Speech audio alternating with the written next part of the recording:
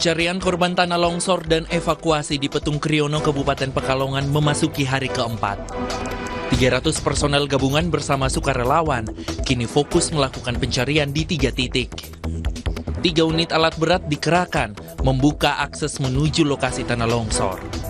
Tim gabungan mengerahkan anjing pelacak mencari korban yang diperkirakan masih ada di reruntuhan bangunan di 3 titik utama lokasi. Perlintasan kereta api stasiun Ngrombo, Desa Papanrejo, Gubuk, Kabupaten Grobogan yang rusak terdampak banjir sudah difungsikan terbatas 1 jalur. Usai perbaikan, perlintasan hulu di salah satu sisi selesai, akan dilanjutkan perbaikan jalur kedua dalam 2 hingga 3 hari ke depan. 3 mahasiswa Universitas Hasanuddin Makassar tewas tenggelam saat mengecek lokasi perkemahan untuk kegiatan kampus.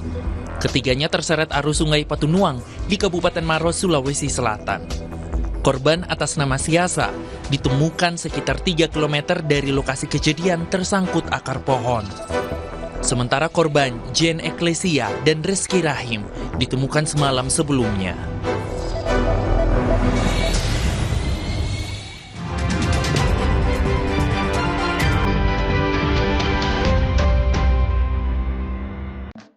Penghujung malam sebelum hari berganti, lengkapi referensi dengan update perkembangan peristiwa yang terjadi sepanjang hari.